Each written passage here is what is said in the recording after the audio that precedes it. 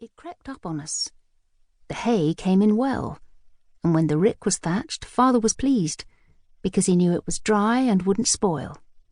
This meant that the horses would have enough fodder to last the winter, and he would not have to buy any in.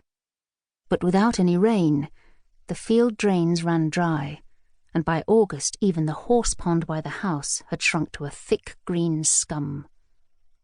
I remember John Hurlock, our horseman, taking buckets of well water to Moses and Malachi when they came in from the fields at 3 o'clock.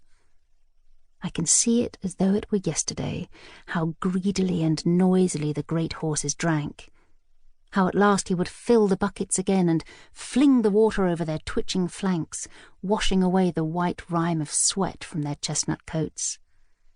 Oh, my beloved creatures, how they must have missed walking into the cool horse pond as they always had, and drinking their fill. Frank was 16 by then, and doing a man's work on the farm. Father was starting to rely on him almost as much as he did on John. My sister Mary, who had married Clive that spring, already had a baby boy. And although Mother harnessed our little pony Meg to the trap and drove over to Monk's Tie once a week with a loaf or a suet pudding, we saw little of her at Wych Farm.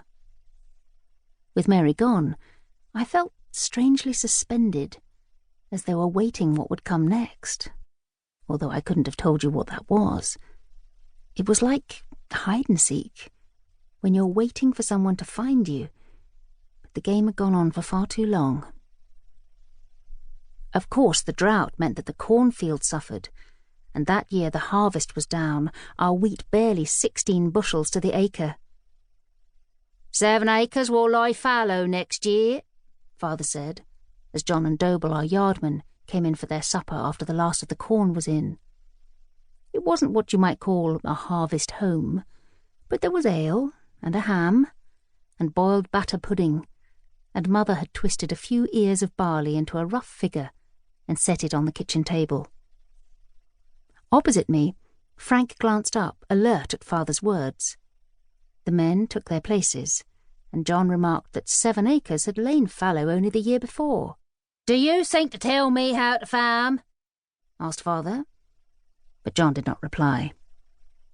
Mother sat down, I mumbled grace, and we began to eat. The autumn of that year was the most beautiful I can remember. For weeks after harvest-tide, the weather stayed fine, and only slowly that year did summer's warmth leave the earth.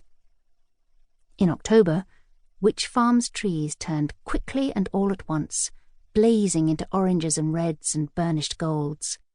With little wind to strip them, the woods and spinneys lay on our land like treasure, the massy hedgerows filigreed with old man's beard, and enamelled with rose hips and black sloes. Along the winding course of the River Stound, the alder cars were studded with earth stars and chanterelles, and dense with the rich autumnal stink of rot. But crossing Longpiece towards the Lottons, the sky opened into austere equinoctial blue, where flocks of peewits wheeled and turned, flashing their broad wings black and white. At dawn, dew silvered the spider's silk, strung between the grass blades in our pastures, so that the horses left trails where they walked, like the wakes of slow vessels in still water. At last, wintering field fares and thrushes stripped the berries from the lanes, and at night the 4 tall elms, for which the farm was named, welcomed their cold-weather congregations of rooks. The dew dampened the stubble in the parched cornfields, drawing from it a mocking green aftermath that had grandfather recalling the flock of purebred ewes that were once overwintered on the land. "It's not worth the shearing of them these days," Father said. "I told you that. I wholly mislike good fodder going to waste," the old man replied, banging his stick upon the floor, "and that's a fact." The year wore on, the leaves torn from our elms by autumn gales, until the branches were stark. I read The Midnight Folk, and spent my days pretending to be Kay Harker, and embarking on imaginary adventures involving knights